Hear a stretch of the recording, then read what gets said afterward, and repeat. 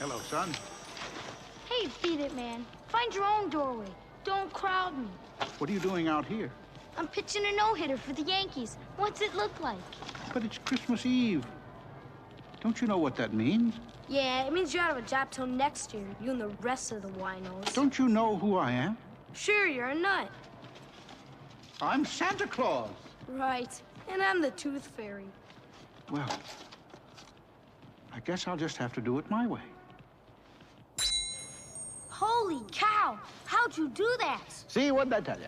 Come on. Santa Claus ain't real. Want to go for a ride? A ride? A ride on that? I've never even been in a plane. Well, you'd better make up your mind. I'm pretty busy tonight. Yeah, sure, if it's all right. I mean, like, really? Now, hold on tight and don't worry. You'll be as safe here as you are in your own home. I ain't got a home. Do you know how to say yo? Yo?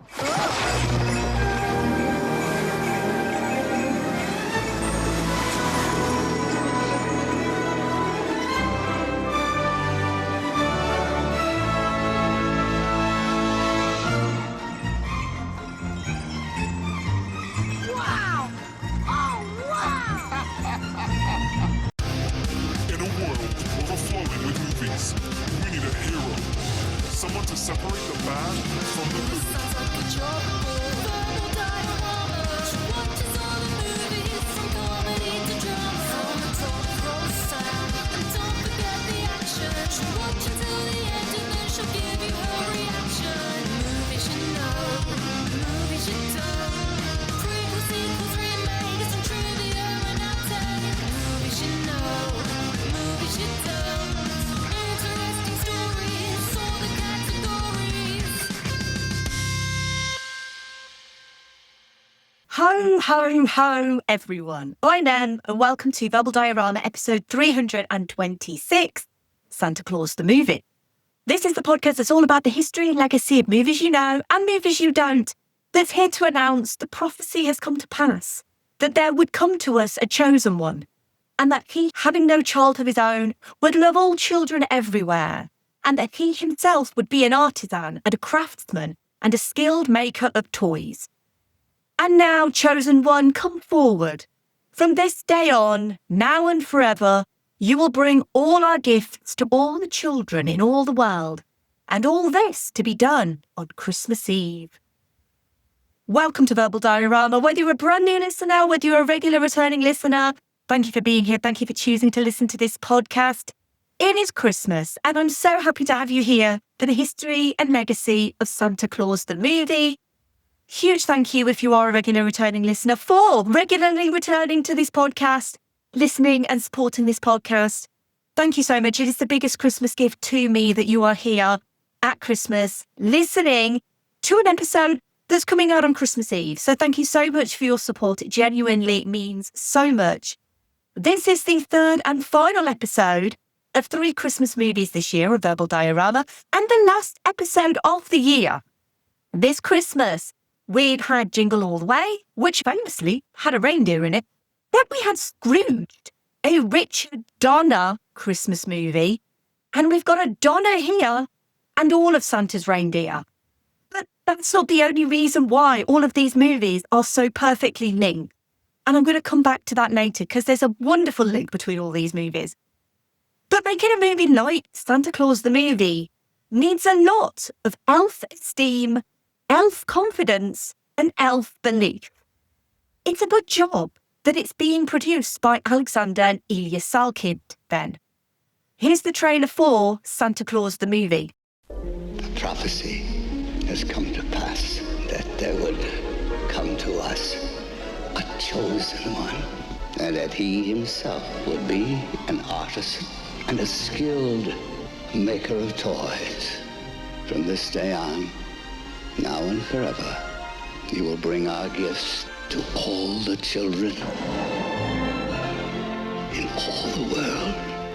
This is your legacy and your gift, as is the gift of flight. It's them! Every year, the magic happens again. It certainly should be. Until now. What are you? I'm an elf. An elf? Yes. You mean like a fairy? I mean, I'm talking modern methods of production here. I'm talking assembly line. I'm talking way for the future. Now someone wants to take the magic out of Christmas. We say bigger, better. It's going to cost you. Cost? Cost who? The people who buy the toy. Well, nothing. We're going to give them away free. For free? Well, that's how we do it at the North Pole. Well, that's not how we do it here. Santa Claus is finished. I just wanted him to see what a good assistant I could be. Only one man can stop him. Only one man can help us. And he's coming to take you for a sleigh ride in the stars. Alexander Salkind presents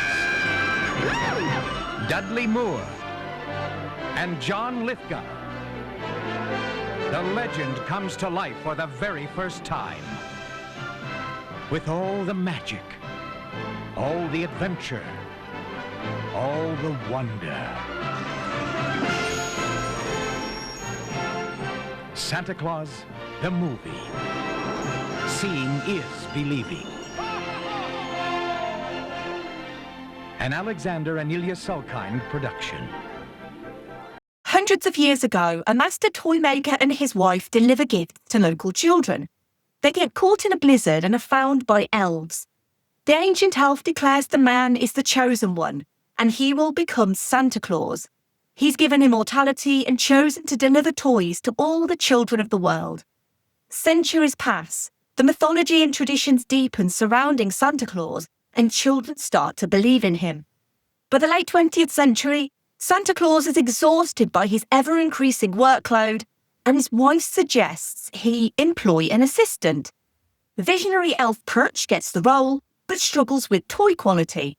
After being replaced in the assistant role, Patch leaves the North Pole and finds himself in New York in the business of an evil toy manufacturer.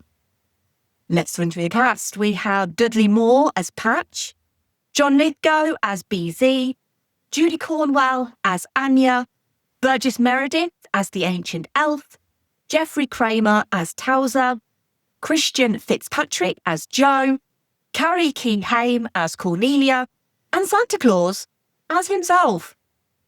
Santa Claus the movie has a screenplay by David Newman, story by David Newman and Leslie Newman, and was directed by Gino Schwark. They both wear red. They both fly. They're both a shining beacon of generosity, kindness, and spirit. One is Santa Claus, the other Superman. But what does the Man of Steel have to do with Santa, other than being the toy of choice for many children, this year and probably many other years too? Quite a lot when it comes to Santa Claus the movie. For non-British listeners who may be wondering what this movie even is, it's very much a British cult classic, adored at Christmas. It's like the British version of A Christmas Story, in that it's a movie we embraced wholeheartedly over on this side of the Atlantic, but just didn't hit the same on the other side of the Atlantic. Santa Claus was, in many ways, the ultimate IP, a character literally known worldwide across countries and cultures, and a character in the public domain. Santa was seen as having franchise potential similar to Superman, a mythic figure that could anchor multiple films and generate merchandising revenue with no copyright to worry about. A movie that created the definitive Santa Claus origin story and modernization, something that would become the cinematic version of Santa for generations, much like Superman would be the definitive version of that character in the 70s, until he was rebooted multiple times. But that's by the by. The core inspiration for the legend of Santa Claus came from St. Nicholas of Myra, a 4th century Christian bishop in what is now Turkey. He was known for his generosity, particularly towards children and the poor. Various legends grew around him, including stories of him secretly giving gifts, like dowries, to poor families, and miraculous interventions. His feast day, December the 6th, became associated with gift-giving in many European countries. So Nicholas became Sinterklaas, and Dutch settlers brought the Santa Claus tradition to America. This figure arrived by ship, later adapted to a sleigh, and left gifts for children. The name Santa Claus is derived from Sinterklaas. Over here, he's generally called Father Christmas, but the two names are used interchangeably. The modern image of Santa Claus was significantly shaped in America during the 19th century by Washington Irving's 1812 revisions of a history of New York, which mentions St. Nicholas flying in a wagon. The 1823 poem A Visit from St. Nicholas, which is commonly known as 'Twas the Night Before Christmas, established many key elements: 8 reindeer with names, coming down chimneys, the sleigh, his jolly appearance, and Christmas Eve delivery. Political cartoonist Thomas Nast created influential illustrations in the 1860s to the 1880s that established Santa's workshop at the North Pole, his list of naughty and nice children, and his rotund bearded appearance. Across the 20th century, Santa became his own standard. Various advertisements, stories, and media helped standardise Santa's image: the red suit, the white fur trim, black boots, a herd of reindeer, and his home base at the North Pole with elves as helpers. While Coca-Cola's 1930s ad campaigns featuring Santa didn't create the red-suited image, they did help popularise it globally. And of course, they do have some product placement in this movie. But Anne, I hear you cry, why didn't you mention the actor David Huddleston in the cast list? Isn't he credited as playing Santa Claus in the movie? Well, I think it's important to note that while a man calling himself David Huddleston is credited for playing Santa, I think we all know that this man is the real deal. And if you don't believe me, watch the behind-the-scenes documentary where various actors and the director all confirm he is the real Santa Claus, that he came from the North Pole to star in a movie about his life. It's true. And that is what this episode is going to go with. Apart from Santa himself, we had some other men to thank for bringing this story to the screen, and that's the Salkinds. Again, we've got to mention Superman because they were instrumental in that series too. The Salkinds, father and son team Alexander and Ilya Salkind, specialised in adapting beloved, previously known properties with built-in audience recognition. They also did The Three Musketeers in 1973 and The Four Musketeers in 1974. The Salkinds typically operated outside the Hollywood studio system. They would get the international financing, and they would shoot in Europe, often using Pinewood Studios here in the UK. This gave them creative freedom, but it also meant they were taking on significant financial risks themselves. And being honest, finances weren't in the best shape. Superman had been a huge hit, both critically and commercially, and that had been filmed back-to-back with Superman 2, which was a risky, highly ambitious move.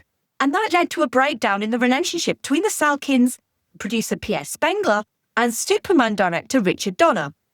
I go into it in detail in episode 231 of the podcast. In that episode, I also go into Superman 3, which was very different to what they originally intended, with Richard Pryor's campy broad comedy leaving Christopher Reeve feeling cold over the whole ordeal. Superman 3 wasn't as big at the box office, but still enough for the Salkinds to move on to Supergirl, directed by Gino Schwark, the same guy who'd made Jaws 2. When Superman 3 underperformed critically and commercially despite still making money in 1983, the Salkinds could recover from that, but Supergirl flopped outright in 1984, making $14.3 million on its $35 million budget. It weakened their financial position and industry clout considerably. This made it harder to secure funding and distribution deals on favourable terms, so it would lead to the Salkinds selling the Superman franchise to the Cannon Group and then making Superman 4 The Quest for Peace. But again, episode 231 goes into the whole story of all of that. Back to Santa Claus though, because this had been a project that predated Superman 3 and Supergirl. Even back in 1982, the Salkinds had placed a 6-page ad in Variety announcing their movie all about Santa Claus, with Alexander Salkind, who wasn't shy or modest about money, announcing it was the most expensive picture ever made, costing $50 million. And as I mentioned last episode on Scrooged, movies just didn't cost that much money in the 80s, except for Rambo 3. But Alexander Salkind first had an idea about a Santa Claus movie before Superman in 1975. He wanted to make an origin story for Santa, a film that explained how he came to be, rather than a movie about who he is. It was Salkind who came up with the story and got David and Leslie Newman to write the screenplay. They'd also been involved in writing the first 3 Superman films. As it turned out, only David Newman would end up credited for the screenplay, with David and Leslie Newman credited for the story. And it's worth noting as well that a lot of the crew from Superman are also working on this movie, including in the effects team. But not only did the Salkinds produce this movie, but also their producing partner Pierre Spengler was involved as well. There's a lot of stories online about John Carpenter being asked to direct, and that he was unhappy with the script, wanting it to be rewritten by himself, as well as composing the score himself. It's worth adding that Pierre Spengler has refuted this claim about John Carpenter, but allegedly Carpenter wanted to cast Brian Dennehy as Santa and also wanted Final Cut. But the Salkinds are not really the sort of guys who relinquish control of their movies, and so that would lead to John Carpenter allegedly being taken out of the equation. Lewis Gilbert, who directed Alfie, as well as 3 Bond films, You Only Live Twice, The Spy Who Loved Me and Moonraker, was approached to direct but disagreed with aspects of the script. Robert Wise, very famous for directing West Side Story, The Sound of Music and Star Trek The Motion Picture, basically also thought the same, and he also declined to direct. Ultimately, the Salkinds went to Gino Schwark because he was reliable, he made movies on time and on budget, and they'd shared a good working experience with him on Supergirl, despite that movie flopping quite badly. Even before filming started, Ilya Salkind was talking to the press about sequels. He even preempted it with the name Son of Santa Claus. Spoiler alert, we never got a Son of Santa Claus. They were so certain whatever they made would be a huge hit, because who doesn't know and love Santa Claus? Salkind wasn't the only one who believed in Santa Claus the movie either. Media Home Entertainment paid a reported $2.6 million, then the biggest ever advance for home video rights. You've really got to love their enthusiasm for the project, and it's not like it's even misplaced, because a film about Santa Claus is practically an excuse to print money.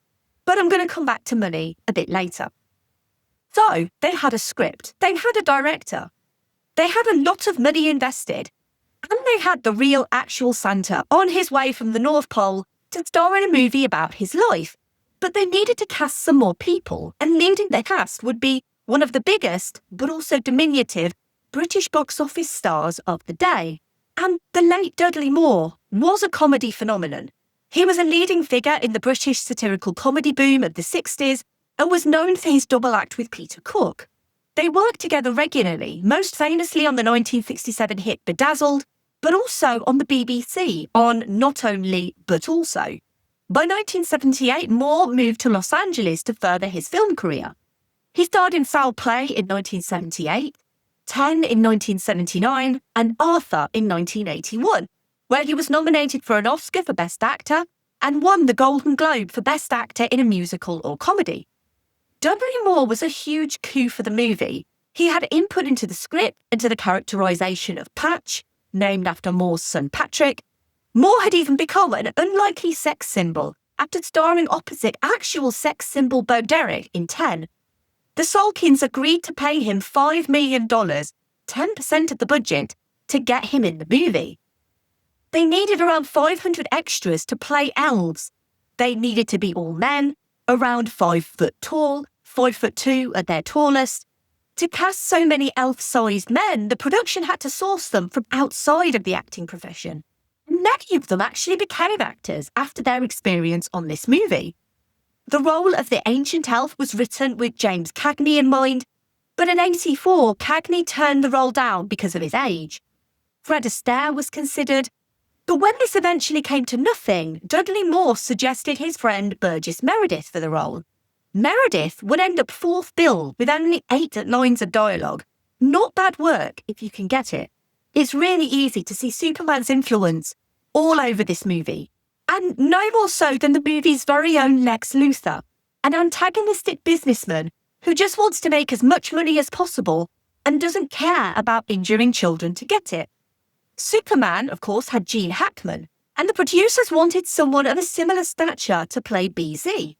They offered the role to Harrison Ford, Dustin Hoffman, Burt Reynolds, and Johnny Carson, who all turned it down. It was offered to John Lithgow, and he really is just perfect. For the child actors, working with someone like Lithgow might have been intimidating, but Carrie Key-Heim, who played Cornelia, wished that she had more scenes with him. She was interviewed in the early 2000s about her role in this movie, and she has very fond memories playing on the set with Christian Fitzpatrick, who played Joan, because they were around the same age. Heim would go on to star in The Pirate Trap 2 in 1986, but retired from acting shortly afterwards. Fitzpatrick had a role in Vice Versa in 1988, but also seemingly retired from acting after that. The cast was rounded out by quite a lot of British sitcom talent, actually, including Judy Cornwell, Donna Stell, and Melvin Hayes. And honestly, I didn't put two and two together until very recently that Anya was Daisy from Keeping Up Appearances, famously filmed not far from where I live, in Bindley Woods on the outskirts of Coventry. And I guess the question on everyone's lips is, if this is a movie about Santa Claus and all of his reindeer, why is there no Rudolph? Well, there's a very simple explanation for this. Because unlike Santa Claus, Rudolph is not in the public domain, but all of the rest of Santa's reindeer are. So we've got Dasher, Dancer, Prancer, Vixen, Comet, Cupid, Donner, and Blitzen. And you don't just cast random reindeer for these roles. The team went to Norway to research herds of reindeer just to find the perfect ones. Although there are only 8 in the movie, the production wanted 20 animals. Specially trained animal trainers found 4,000 deer on a farm in Lapland, and the owner arranged for the 20 best animals, specifically those that would respond to training. These were wild animals, after all. All of the deer had to be trained to be handled, harnessed, and trained to work with other reindeer, which is something not many reindeer will actually do, because reindeer have hierarchies, and so getting 8 of them to work together is quite some mean feat. Reindeers also lose their antlers every year, so when they were chosen, they had no antlers, and shooting had to accommodate them to be at their most antlerious, I guess is the best word. Antlers generally take 3 months to grow. The selected reindeer were put into quarantine before being transported to England for filming, where they were put to the task pulling wagons as a team across the Buckinghamshire countryside before moving to Pinewood Studios and filming on set, which would have also been a very strange experience for these animals. But in all honesty, they handled it like pros. But despite them being, at this point, professional actors, they couldn't do everything that was needed for the reindeer in this movie, especially for some of the more emotional scenes. So they decided to use animatronic reindeer. And so co-art director Malcolm Stone supervised the building of full-sized model reindeer, as well as reindeer head and shoulder models. The full-size reindeer were used for sleigh pulling scenes, or at the start with the reindeer claps, and the head-only reindeer were used for when they were in their stables.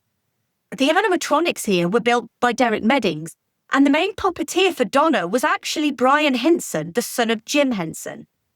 Derek Meddings had worked prolifically with Jerry Anderson on shows like Stingray, and was the special effects supervisor on Thunderbirds. He also worked on the Bond movies in the 70s all the way through to GoldenEye in 1995, creating various miniatures. He also worked on Batman, and unsurprisingly, he also worked on Superman. Like I said, the expertise behind the scenes on this movie is immense. For the full-size reindeer, they built a platform in which they put a body with jointed legs, which were controlled by about a dozen people underneath the platform, with various levers, rods, and cranks. When they needed to fall down for the blizzard scene, the controllers underneath would literally push the crank and the reindeer would fall over. The head and shoulder puppets were incredibly detailed. They could chew, wrinkle their face, make their ears move, blink. And they are literally one of the best things in this movie. It blows me away how detailed these animatronics are. This movie, need I remind anyone, is 40 years old this year, and the reindeer look fantastic. The scenes of the reindeer pulling Santa's sleigh on the rooftops was filmed at Pinewood with the actual real-life reindeer. The scenes of Santa's sleigh flying through the night skies were filmed at Pinewood on a crane, obviously not with the actual real-life reindeer. The sleigh was full-scale, and the cityscapes were added in post-production by Oscar-winning optical effects supervisor Roy Field, who, let's say it together, also worked on Superman. They used miniatures for some of the trickier flying sequences, which were remote-controlled deer moulded in plastic with small motors in their heads and necks.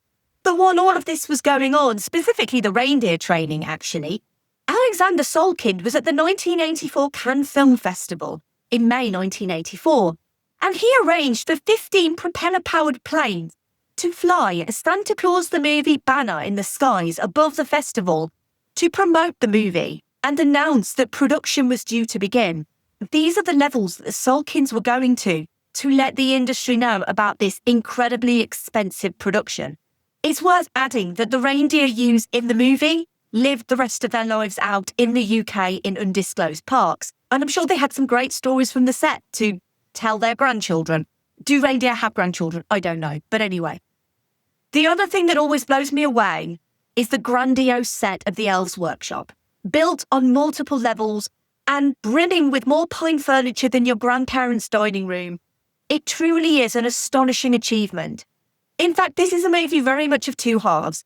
The first is the introduction to Santa, and the second is the modern day, showing Santa struggling under the weight of the industrialised 20th century and greater consumer demands and facing new competition from toy-making companies.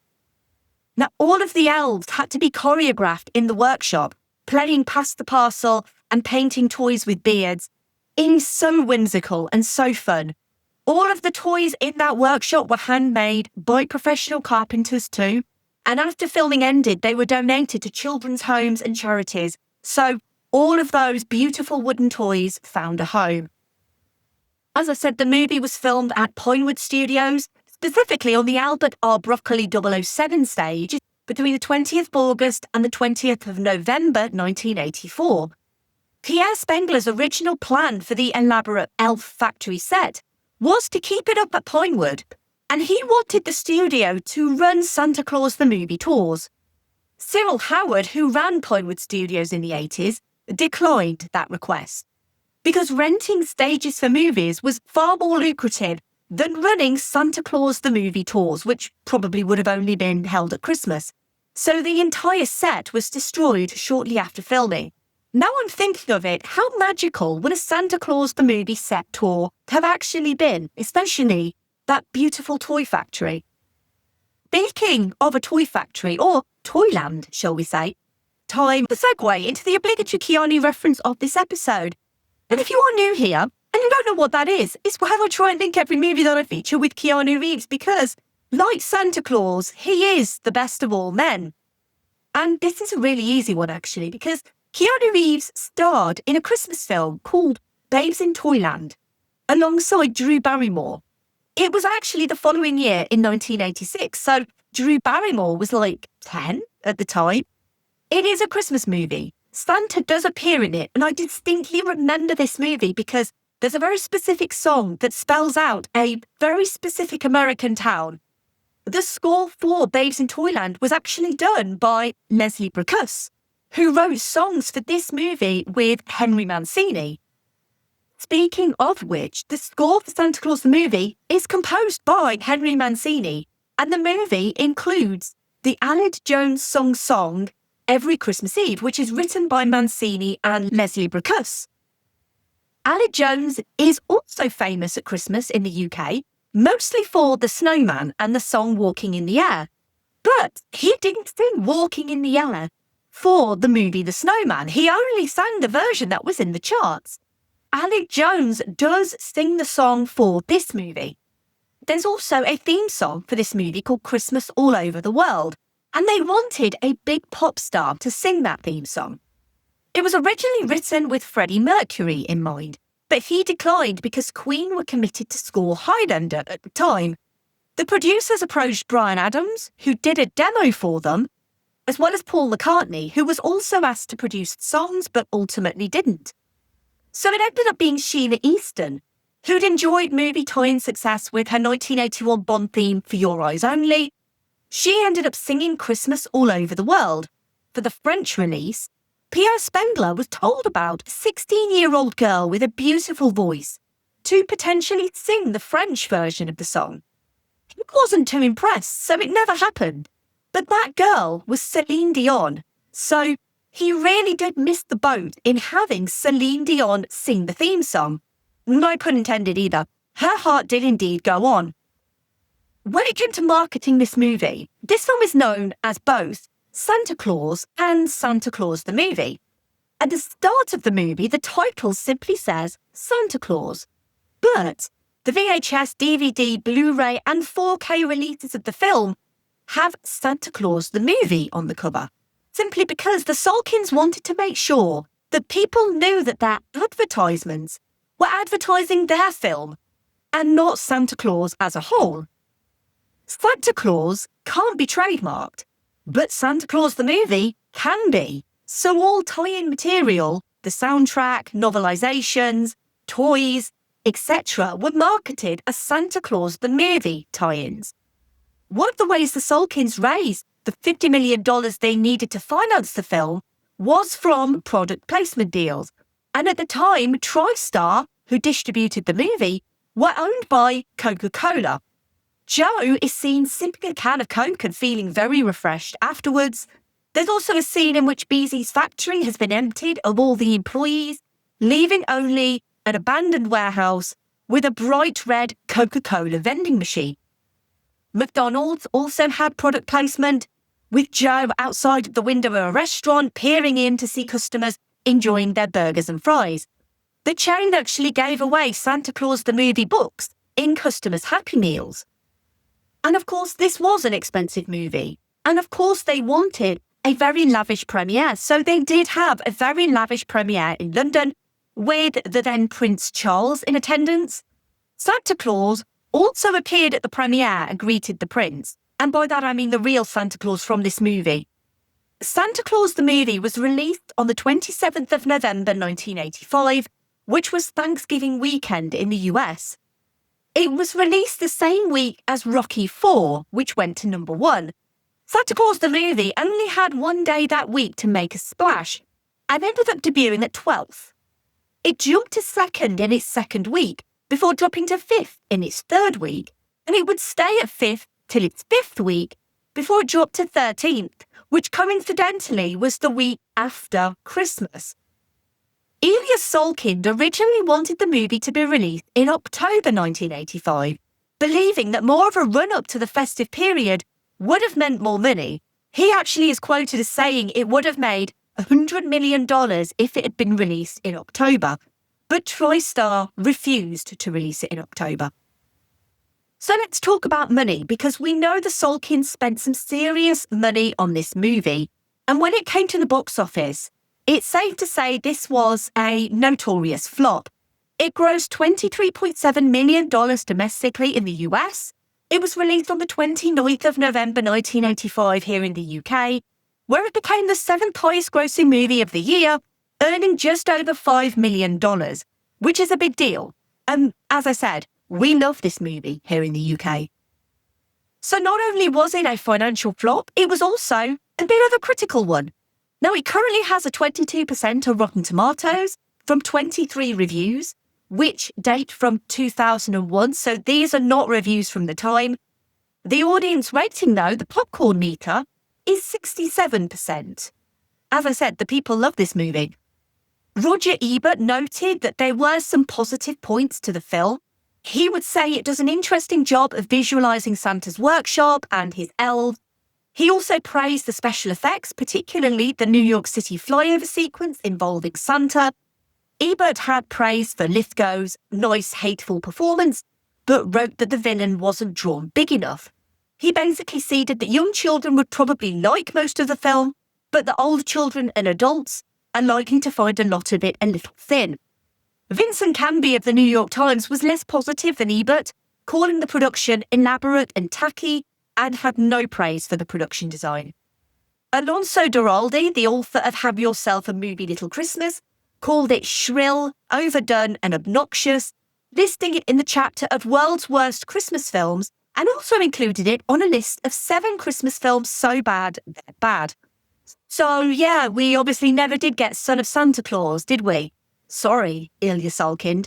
And while there's never been a sequel, probably never a remake either, it's worth adding that this film has recently had a 4K restoration by British company Silver Salt Restoration, and that 4K remaster was released in cinemas in 2023, but only here in the UK. It did actually make a little bit of money, and it is now available on 4K disc as well, which I have not seen, but I did buy it on Blu-ray, so I do have the Blu-ray version of this movie. In 2023 also, The Guardian listed the most aired films over the Christmas period in the UK. They analysed 5 decades of Christmas TV airings, and only 1 in 8 films was actually Christmas themed. Of the non-Christmas themed films, Chitty Chitty Bang Bang, Mary Poppins and the Wizard of Oz came out on top, and Chitty Chitty Bang Bang is actually the #1 Christmas film in the UK of all time. It's not a Christmas film, and I think also that's very British as well. I don't know many Americans who know Chitty Chitty Bang Bang, but anyway, it sounds quite rude, but I promise it's not. But the most listed Christmas-themed film between 1973 and 2022 in the UK, with regards to yearly airings, was Santa Claus the Movie. Since its release in 1985, it has appeared 21 times. I'd wager that is now 24 times, since it's been 2 years since the article, 3 years since 2022. It really is a perennial Christmas favourite. Its closest competition in that list was 1951's Scrooge. I have seen this movie a few times, but I paid extra attention this watch, and several things stood out. Firstly, the grimness of the idea of Claus and Anya essentially freezing to death. I hadn't really thought of that before. There's definitely a moment of wondering if they actually died. The next thing is the emotional core of childlessness that I feel so very strongly from both Claus and Anya, and the ending with them essentially adopting 2 orphan children. I'd argue that Cornelia might be missed by her nanny, but honestly, the thing I noticed more than anything, and maybe this is my verbal diorama head talking, but it's the stunning production design and the in-camera visual effects. I adore the reindeer, the elf workshop is stunning, everything about this movie screams $50 million, and while it may be extravagant, it's all on screen for me. For every slightly dodgy 80s effect, there's some truly wonderful set design that I never appreciated quite as much as I do now. The first half of the movie works really well. Claus becoming Santa Claus, spending centuries becoming the mythical icon, until the 20th century comes along and he can no longer cope. It makes total sense in a way. A workshop full of elves and wooden crafted toys can't sustain the levels of commercialism we've already seen on recent episodes, and this is how these movies link together so perfectly. The capitalism and commercialization of Christmas in Jingle All the Way and Scrooged lead to exactly what happens in the second half of this movie. The pressure to build more and more leads to prodigious elf inventor Patch fully automating the workshop to meet demand. But Patch's ambitions float higher than his abilities, and after toys are returned, he dispatches, excuse the pun, himself to New York and naively aligns himself with BZ. And this is possibly the reason why this movie resonates so much with the British public. BZ is the pantomime villain, perfectly played by John Lithgow. Lithgow's got on record to say how much he hated the experience of making this movie and doesn't understand why Britain loves it so much. But honestly, him shouting Christmas too is as great an example of American capitalism as anything. And how BZ managed to get a teddy bear with glass and nails into production, who knows? I'm not even going to think about that. This may be a British-American co-production, but this is a wholly British institution. Many of us grew up watching this movie in the 80s, and for a generation of grown-ass adults, this is the pinnacle of Christmas movies. It undoubtedly nostalgia goggles, but also has a purity and naivety to the story of the origins of the Santa myth. The idea that all of these Christmas traditions, like the naughty and nice list, came from centuries of Santa's story evolving. It struggles more in the modern day, and the movie attempts to introduce conflict. And as much as I love John Lithgow, no elf-respecting businessman would agree to give away a product for free, even if Christmas 2 in March will be a chargeable product. The idea of a lollipop that makes children float is so silly it's almost beyond panto. And don't even get me started on the super duper looper. It literally does not make sense. But the idea that Santa is becoming disillusioned in the capitalist nature of modern Christmas and gift-giving becoming corrupted by greed, it at least tries to comment on that. There's some seriously brilliant talent both behind and in front of the camera on this movie, and it deserves so much more respect than anyone ever seems to give it. This is an old-fashioned Christmas movie, where the first half is great, and the second half, let's be honest, was bettered by Elf. But the idea that the Salkinds had to profit from Santa Claus perfectly summarises this movie. This was their Christmas 2. The absolute irony of the film's anti-corporate message and stand against the commercialisation of Christmas is undermined by the fact this film is essentially a cash-in on the Santa Claus brand. Americans put it on the naughty list, but the UK has it on the nice list, and probably always will. 40 years later, the British public's love for it shows no sign of abating. It's pricey, overly stuffed, extravagant, best enjoyed with a tipple, and full of nostalgia. A bit like a traditional British Christmas. And as for Santa Claus himself, he sprang to his sleigh, till his team gave a whistle, and away they all flew like the down of a thistle. But I heard him exclaim ere he drove out of sight, "Happy Christmas to all, and to all a good night." Thank you for listening. As always, I would love to hear your thoughts on Santa Claus the movie, and thank you for your continued support of this podcast in 2025 and beyond. If you want to show your support in multiple different ways, you could leave a rating or review wherever you found this podcast. You could tell your friends and family about this podcast, or you can find me and follow me on social media, and you can share the podcast that way. I am at Verbal Diorama. You can share posts, like posts, comment on posts. It all helps really to get the word out there and to hopefully get other people to know this podcast and know what I've been doing. I genuinely love doing this podcast, and anything you could do to help would be so appreciated. If you like this episode on Santa Claus the movie, you may also like the following episodes of this podcast. Now, I am not going to list every single Christmas episode that I have ever done. However, I am going to recommend you listen to episode 185, The Muppet Christmas Carol, because I've recommended that in the last 2 episodes as well, so I might as well carry on. It is a fantastic Christmas movie. But specifically for this episode, I also wanted to append episode 281, which is on Elf. And Elf is a fantastic modern Christmas movie that, as I say, does do the Elf in New York stuff a little bit better than this movie does. But that's not to discredit this movie, because I really genuinely think it's fun and kind of love it. As always, give me feedback. Let me know what you think. This is the last episode of 2025. I am taking a short break over the Christmas period, but I will be back in early 2026 with animation season. Yes, it is returning again for the 6th year running now, I believe. And we are starting the year 2026, as has been tradition to do so for the past few years, with a Pixar movie. And with one of their crowning achievements in animation, storytelling, wonder, and scares. I'm so excited to finally be bringing Monsters, Inc. to Verbal Diorama. So please join me for the very first episode of 2026, I believe January the 9th.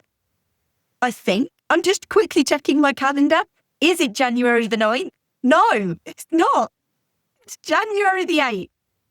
Verbal Diorama will be returning with the history and legacy of Monsters, Inc. I hope you will join me then.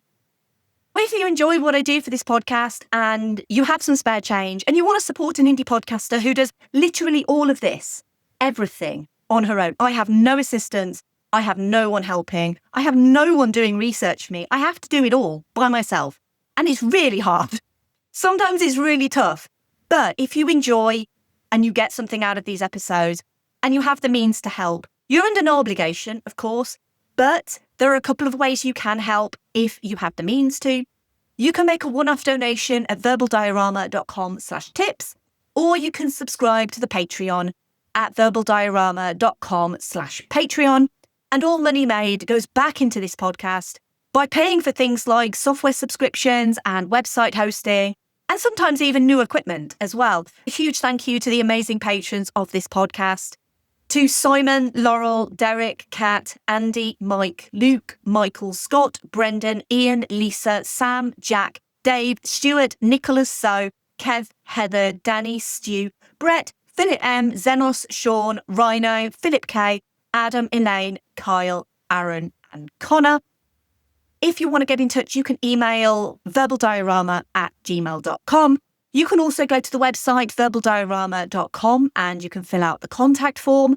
You can say hello, you can give feedback, or you can give suggestions, or you can just say, I listened to this episode and I watched the movie and this is what I thought of the movie. I would genuinely love to hear from you. You can also DM me on social media as well. I really love to hear from people and I always try to respond as quickly as possible. I'm hugely grateful to you all for your support. The only thing that's left is to wish you and your families a very Merry Christmas, Happy Holidays, a fantastic New Year.